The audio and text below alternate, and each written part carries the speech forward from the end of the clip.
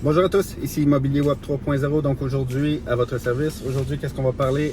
On me demande souvent, Daniel, comment va le marché immobilier, comment tu détermines le marché immobilier, donc on va parler de ça. Bref, on commence.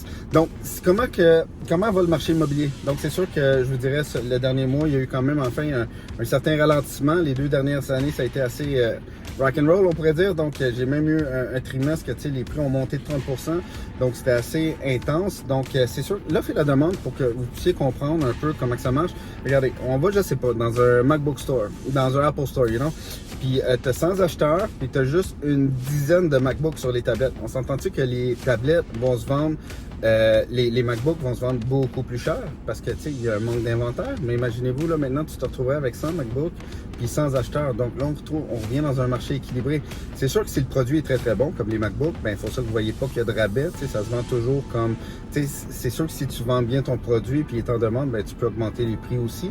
Mais c'est sûr que moi, j'aimerais qu'il y ait une stabilité de marché, que ça se stabilise à un moment donné parce que monsieur, madame, tout le monde sera plus capable d'acheter. Faites attention là, avec les taux d'intérêt qui ont monté. Là, les paiements vont être totalement différents. Donc, il va falloir calibrer le tout. Je suis là pour vous aider. J'espère pouvoir vous donner des bons trucs, une bonne intel. Maintenant, c'est sûr que là, comment qu'on détermine le marché? Souvent, tu sais, le monde va me dire, ah, Daniel, écoute, le vendeur vend au prix qu'il veut, là, puis l'acheteur achète au prix qu'il veut. Ça, c'est des amis qui me parlent. T'sais. Moi, je sais, je m'adresse à vous, là, les familles, puis ceux qui veulent rentrer dans le game, ils veulent savoir comment je pense qu'une propriété, l'immobilier, c'est qu'est-ce qui est resté solide. Donc, il y a 5 algorithmes, mais ça, il va falloir que je fasse une autre capsule là-dessus. C'est bien important. Donc, dans un autre ordre d'idée, parce que qu'est-ce qui est important de réaliser, c'est qu'il y a 5 algorithmes qui vont déterminer l'offre et la demande, puis les 5 algorithmes. Mais maintenant, qu'est-ce qui est arrivé dans l'équation depuis les 2 dernières années? C'est que nous, on est dans un système qui est SWIFT, mettons petrodollar. Tu sais, pour ceux qui savent, c'est un système que là, il est endetté au Canada de 1200 milliards, au Québec 200 milliards. Je sais pas comment on va faire pour. Il va falloir faut pas falloir perdre nos cerveaux, là, faut pas qu'il qui se passe. Moi, j'ai beaucoup de vendeurs. Pourquoi tu vends? Ben, je quitte le Québec, je quitte le Canada. T'es comme, non, c'est comme, t'es tellement intelligent, faut les garder, justement, eux autres.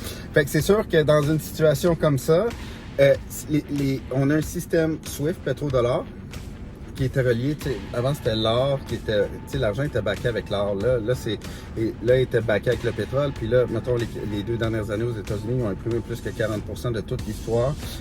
Mais là, c'est backé pratiquement avec le pétrodollar. Vous savez qu'est-ce qui se passe là-bas, c'est vraiment pas le fun. Donc, puis je pense que ça va juste empirer, tu sais. Fait que c'est sûr que là, tu avais le système SWIFT, qu'on va l'appeler comme ça, que moi je représente ce système-là. Je vais amener des solutions pour ce système-là. Puis tu as le système aussi qui est le CBDC. Je scrape toujours ce nom-là, là. CBDC, je vais le marquer là, ici. Là.